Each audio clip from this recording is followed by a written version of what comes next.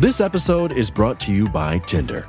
Cuffing season is in full effect, which makes Tinder the place to be right now. There's a new wave of folks coming back to the app ready to find love, fun, or just a new friend. And if you're worried about never meeting up with your matches IRL, don't be. 1.5 million Tinder users go on dates in person every week. Explore all of the possibilities for yourself. Tinder. It starts with a swipe. Download Tinder today. This episode is brought to you by Starry. When you drink Starry Lemon Lime Soda, every sip is a win. Perfect for game time or anytime. It's a crisp, refreshing lemon lime soda that's caffeine-free and bursting with flavor that makes you go, ah. Starry hits different. Find it in stores or online today.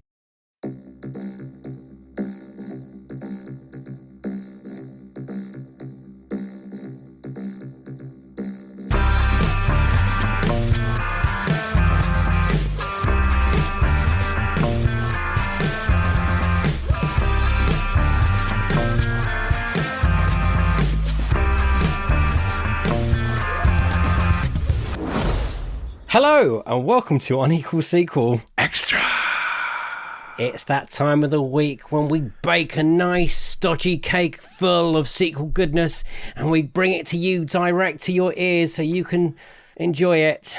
Stodgy? I don't want a stodgy cake. Thanks, though. It's the only word that came to my head.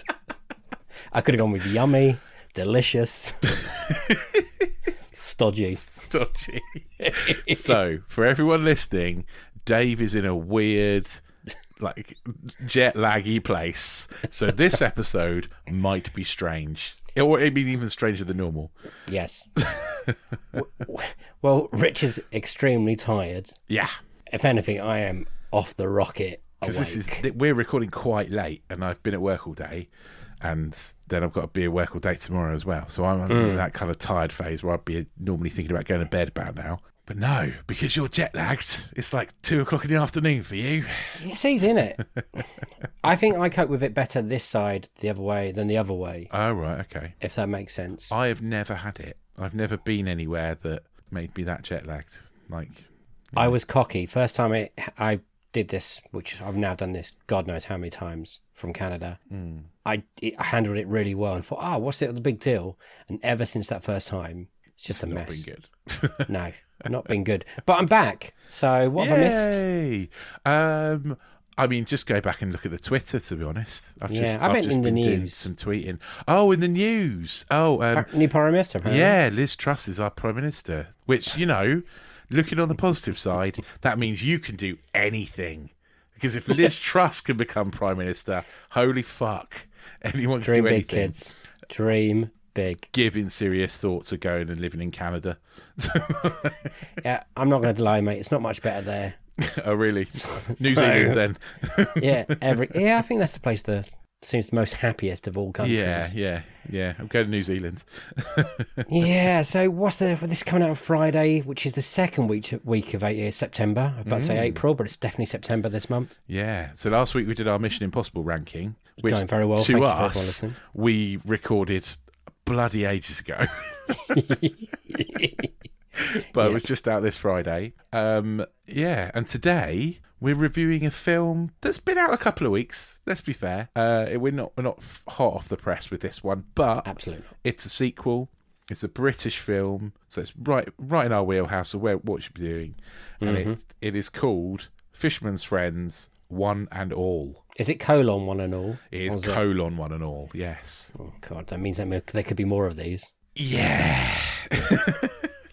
We're doing this, people, because we've talked about some other months being barren of sequels and sequel stuff. This one is a whole new level. September is. I mean, we've got one really cracking sequel that we're really looking forward to. Yes. Which is Clerks 3. I think we can mention that. Clerks 3 next week. Yes. But otherwise, it's pretty barren. And obviously this movie actually came out last month. So it came out on the 19th of August, I think. Really? That long? It's still playing, though? Still playing, still in cinemas. Still people in the cinema watching it when I went to watch it. Most of them 30 years older at least than I am. Absolutely. But still, there are people going to watch it. I think it's got a market. Not even just that. I think they were probably my favourite ever cinema audience I've ever sat with. Oh, really? Okay. They were polite. They were there way before the trailers and the adverts. They were ready with snacks. They didn't get up. They didn't talk. There was no phone behaviour. I was very surprised no one got up to go to the loo. Yeah, no one got up exactly. to go to the loo with mine. One guy, an old boy, bless his socks, he booked seats at the back, and for a minute I didn't think he was going to get up there. Walking him up there, I thought, oh mate, just sit. There's so many seats. You can sit where you want. But this being the oldest audience I've ever been into, I think. Yeah. I am the only one that fell down the stairs on the way out. And not only did I fall down the stairs on the way out, I have a massive bruise on my arse. Oh, no, mate. I fell on the steps, so I've got bruise, perfect white line where I landed, then bruise. Oh, did you get lots of old dears going, oh my goodness, are you all right? Luckily, there was only one old dear left in there, but yes, she did ask me if I was all right. So thank you to that woman, appreciated. And yes, it really did hurt, but I tried to walk it off and look like a man. Yeah. But at the moment, I'm sitting down, I'm not lying erect. It's slightly painful, so I'm leaning to the right. So we should probably bang on with this. We should probably talk about the film, to be honest, rather than your ass. But, it's fine. It really hurts. Fisherman's Friend, Rich. Yeah, so we're in quite a unique position with this one, aren't we?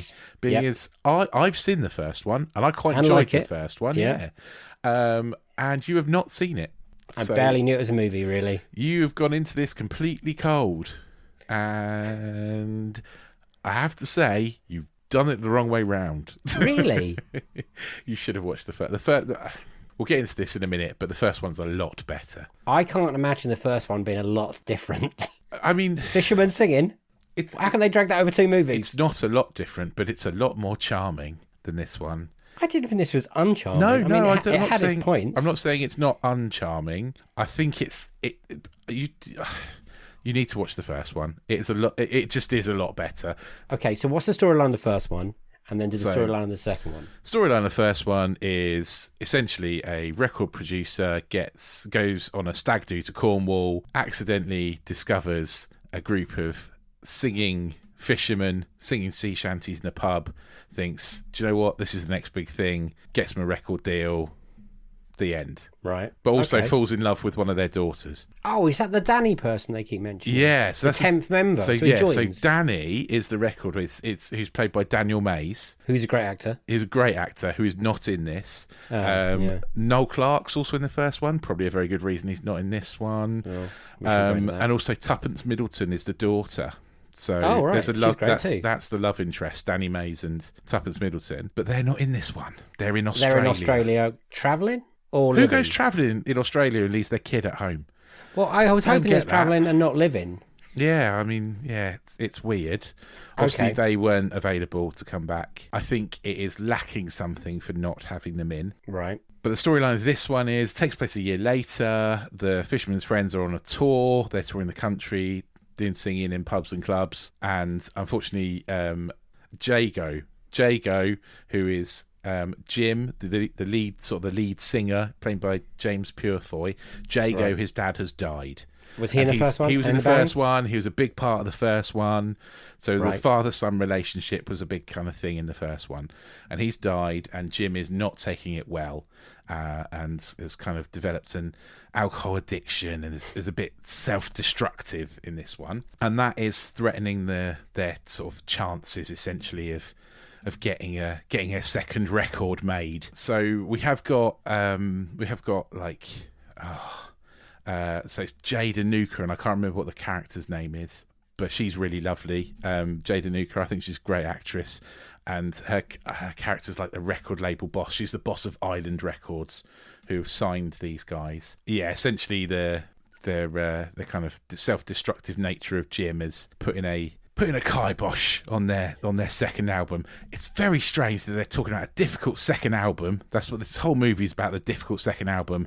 Yeah. Making a difficult second movie about a difficult second album. So yeah, a lot of it is about kind of like Jim struggling with the death of his dad and struggling to, cope with that and cope with the fame, I suppose, as well, that's comes with being in the band. And yeah, based on true events though. So is that basically, I mean, is it really loosely? Is it that they got to play Glastonbury? Is the bit that's true? Essentially, to give away the ending of the movie, the Fisherman's friends in real life did play the Pyramid State at Glastonbury. That's true. That's real. I don't think any of the rest of this is particularly real.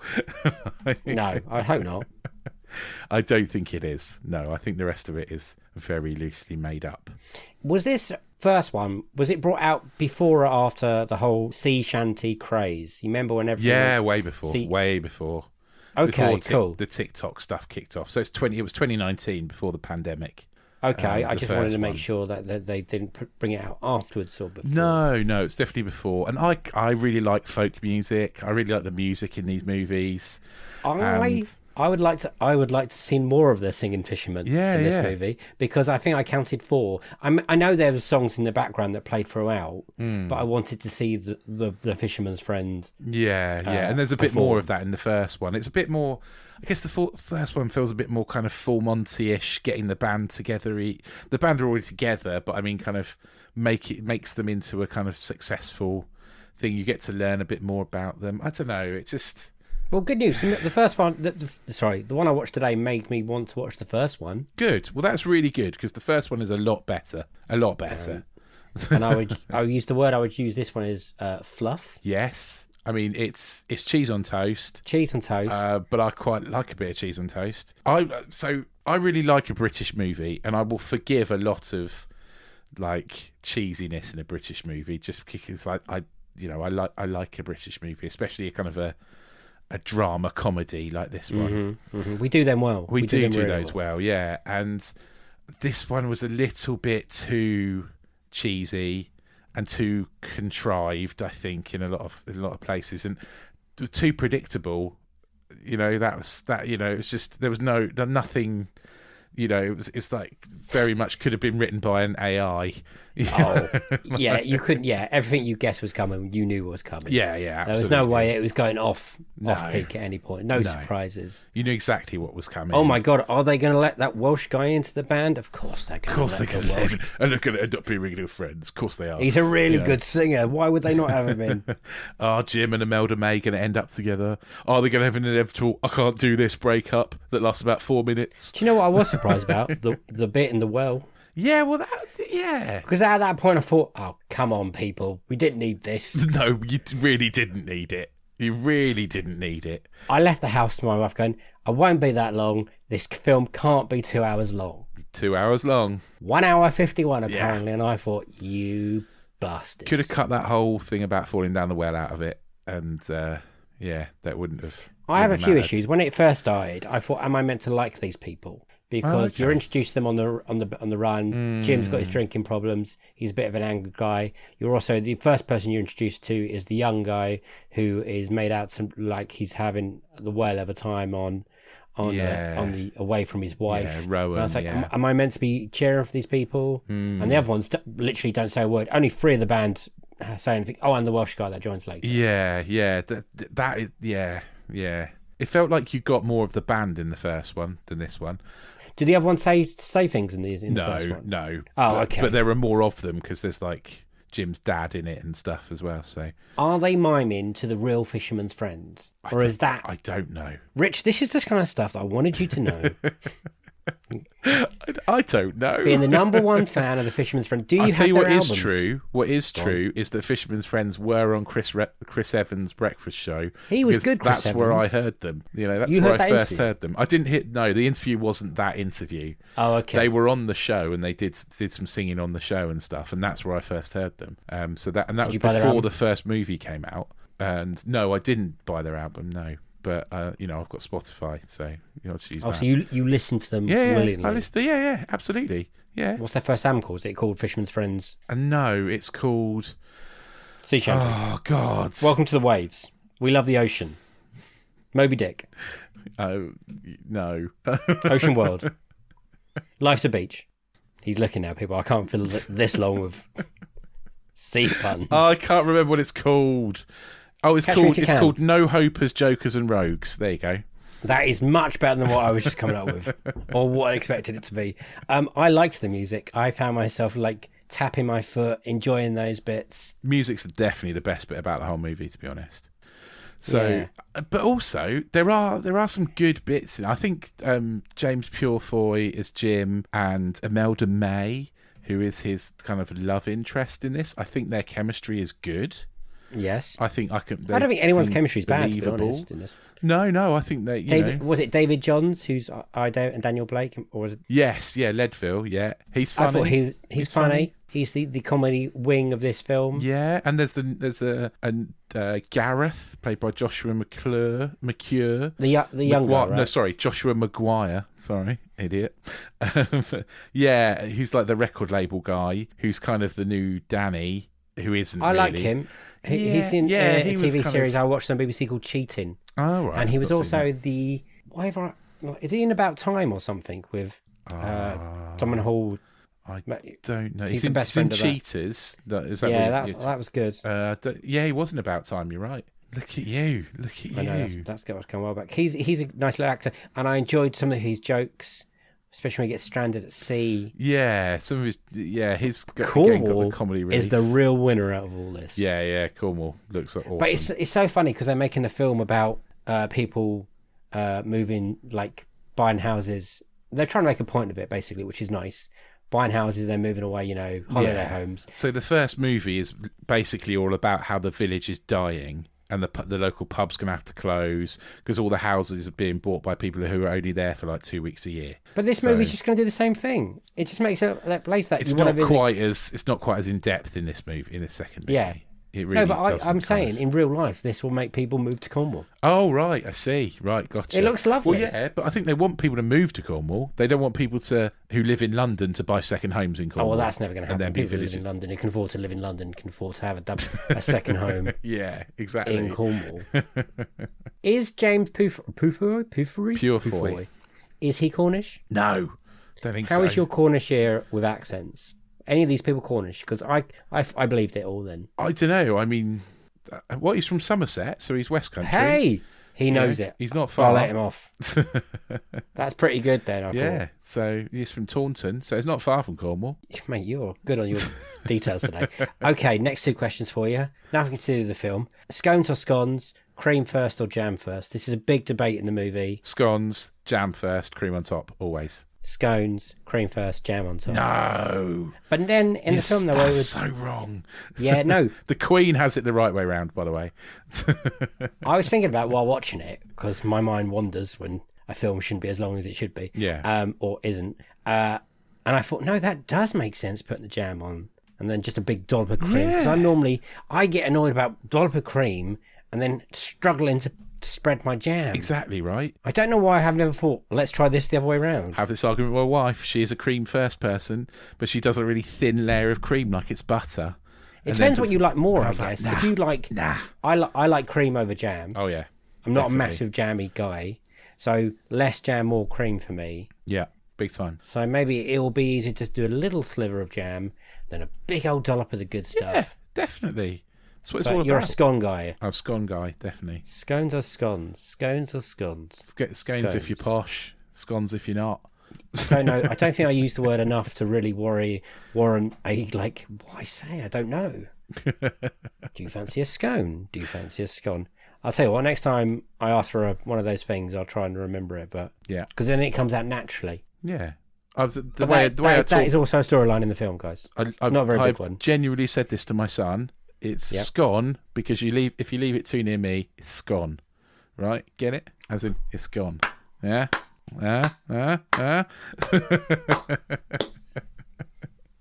Bravo. He must think you're a comedy genius. I don't know. I think he used to, but he's getting older now. So now he just rolls his eyes at me. Oh. Oh, dear. That's sad. Yeah. So there we go.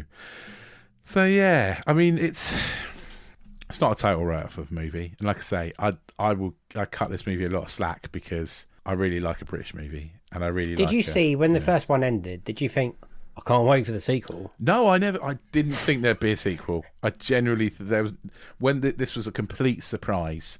It didn't need a sequel. The first one must have been a success, definitely. Right? It must have made a little bit of like, a sleeper hit. I don't think anyone was thinking it would be anything special. But, you know, it's a British movie, so it probably cost about 45p to make.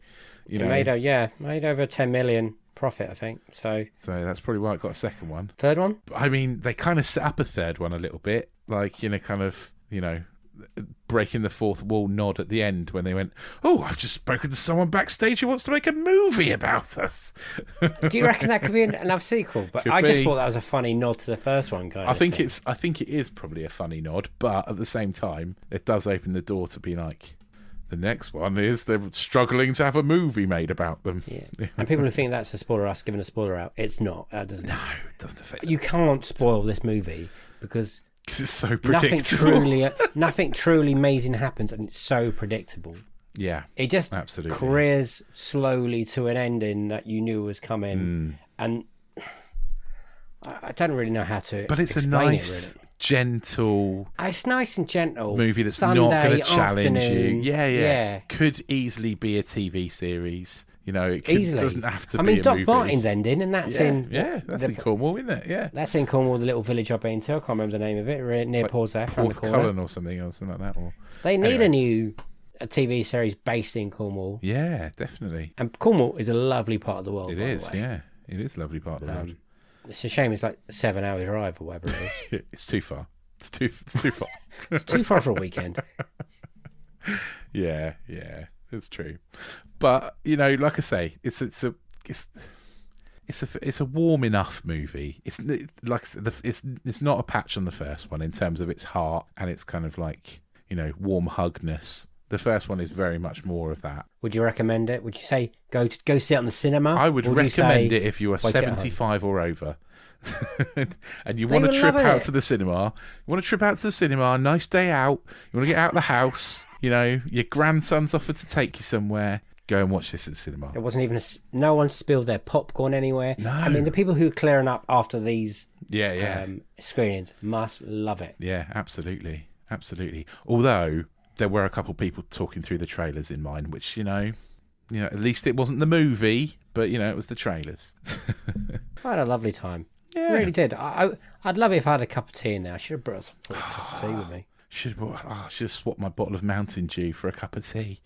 Yeah, Mountain Dew? Take a thermos. Yeah, I had a bottle of Mountain Dew, yeah. Just fancied it. What, are you Canadian? Don't know, just saw it on the shelf. Thought, you know what, I'll give it a go. Nice. I've had enough of that the last 3 weeks. An A&W. I've put on bitter wheat. Oh, right. Again. Okay. To the unequal sequel questions then. What do you rate it? And is it an unequal sequel? In which way would you Okay, it's definitely an unequal sequel. It's nowhere near as good as the first one. No, you're using the words nowhere. No, it's not. It's no way near as good as the first one. The first one is... I can't tell you how much better than the first one is. I thought this was all right. So the first one in my head is going to be like... It's all right. The first one's really good. I really liked it. So I would say this is probably out of 7, maybe a 3. But I'm being a bit generous. Good. Maybe 2.5 or 3. I would say 3. I couldn't... There's not enough of it there to put it any lower. I'd say the first one's a 5. Wow. Yeah. So that's the difference for me. Is that because the first one came out of nowhere and it's one of those films like, fuck, it's an original came out of plot nowhere. kind of thing? I sort of knew the band a little bit already, and I like the whole folk music stuff. So, yeah, I kind of had a bit of a resonance. I think Danny Mays and Tuppence Middleton are great in it as well, and that's missing from this one. I wondered who the Danny character was they kept mentioning. Yeah. Because for a minute I thought it was the dad, and then they started calling him something else. I was like, okay, now Jago. I'm very confused. Yeah. No, the first one is definitely better. Yeah, like I say, the first one's probably a 5-star. I'd say this is probably a 3-star. Lovely. So what about you? What would you rate it? I'd probably say 3 as well, because this bit's, honestly, it's Mr. Predictable. It's too long for a nice, charming film like this, but it is fluff. It's harmless. It's unoffensive. It's cheese on toast, and every now and then you fancy a bit of cheese on toast. Yeah, there's no bit that makes me angry when I think about it, and that's a good thing. A lot of the jokes are kind of eye-rolly jokes, you know. It's also a little bit forgettable. Yeah, I got home straight away, and I haven't listened. Normally, when I get home watching a film about music stars, I instantly, if I enjoy that film, aka Elvis, I will whack on that music as literally. And I think if you'd listened to the first one, you might have done that. Do you reckon? Yeah. Because my wife takes me to piss out of me that I listen to music that I've just heard. Even if it's just a song in a film, she can, it comes on my playlist. She's like, "Oh, it's already made it a bit." So Elvis is, I download that album. This one, I don't know how much sea shanty I can take, to be honest. But I guess folk music is slightly acquired taste. And sea shanty is a kind of a subgenre of folk music, isn't it? So yeah. When they sing, do they not have any instruments? Because I was like, where are the instruments when they're singing? Well, I think, yeah. That was just for movie magic, was it? Yeah, I think obviously they do have instruments on the recordings on some of the songs. But when they were saying, but when they were singing, there was nobody playing instruments on. You couldn't see anyone. Any of the stages. Yeah, no, that was on band, on tour. I don't know. I haven't seen them on tour. Well, no, but I meant on the movie tour. Well, no, there weren't any musicians in the movie. Some of those people that weren't saying anything playing the fiddle. Yeah, of course you could, but they didn't. So. All right. Well, I don't know why I'm getting angry about it. I don't know why you're getting angry with me. I didn't make the movie. No, but you made me watch it, and you know what? Thank you for that. It got me out of the house. Yeah, exactly. And, it gave us something to talk about on a very dry sequel time. I'm not quite sure how many people are going to listen to this and think, "Oh, I can't wait to watch that." Or no, I don't expect anyone will. Us to talk about this. I do sometimes when we're doing these episodes. I do look around to see what other people have thought of the movie, just to see if I'm completely off kilter on it. And I can find very few people that have even bothered to watch it. I listened to the Robin Collin interview he did when he was standing in for Mayo and Commode on on their take, and he wasn't a massive fan. I think he said pretty much what we said. It's, yeah, it's a bit generic. Yeah. Lovely word.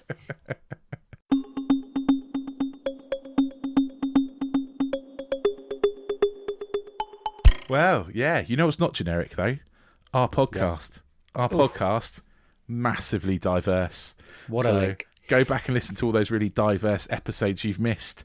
There are 3 seasons of interview episodes. All those to go back to. There's a bucket load of these extra episodes of me and Dave just talking nonsense. And there's loads. And while you're there, just click the little subscribe button. And every time we do a new episode, which there's going to be quite a few of because we're about to start season 4, it'll automatically drop into your pod player and you'll be able to listen to us, our dulcet tones, at least once a week. And when the series starts, twice a week. If you like us, you can even drop us a little 5 stars or a tick or a heart or whatever it is in your pod shop of choice. And even write us a review. I don't mind if you want to give us 5 stars and then say we're rubbish when you write the review. That's okay. But stick the 5 stars on and then, you can write nasty things in the review. That's fine. Or we're even quite happy to hear what you think. If you loved Fisherman's Friends one and all and you're not 85, or if you hated it and you think we're talking absolute nonsense, then drop us a line. You can get hold of us on the socials. We're at Unequal Sequel on Twitter and Instagram. And you can drop us an email, unequalsequel@hotmail.com. We also now have a website. It's real, I've seen it. After months of saying I'm going to do it. Years. we have a website. And it's lovely. Well done, mate. It is, yeah. And it's unequalsequel.com. Check that out. Yeah. One of the things I've got to add is send your opinions for our end of month specials. That's when we'll read out what you think of Fisherman's Friends, one and all. By the way, when he does the one and all line, it made me want to slice myself into my stomach. Yeah, that is shit. Yeah. 2, Rich was saying we've got a bundle of these episodes. This is now our unofficial 100th episode. Is it really? And we wasted it on Fisherman's Friends one and all. Oh, unofficially, mate. yes. I don't think it's officially 100 episodes until we've done 100 interview episodes. No, I don't count these really as episodes. No, these are just bonus little tidbits. This is just to keep us going and practice. Yeah. I've got nothing to say apart from thank you for listening. Thank you for all the support. We love you all. I haven't prepared a bye-bye today. So, because I just forgot, to be honest. I forgot. To be honest, secret to you guys, I forgot to wear headphones when I first started to talk to Rich. Yeah, did. And so it's going to be a little bye like this. Ding. And a bye-bye from him. Bye! Get out there, guys. Go and play a bit of rugby or football. A bit of sport. It's a lovely time of the year. It's turning into autumn. The leaves are going red, Some would say this is the best part of the year. They're wrong, but have a splendid time. See you next time. Bye. That bye really threw me. That's always my plan.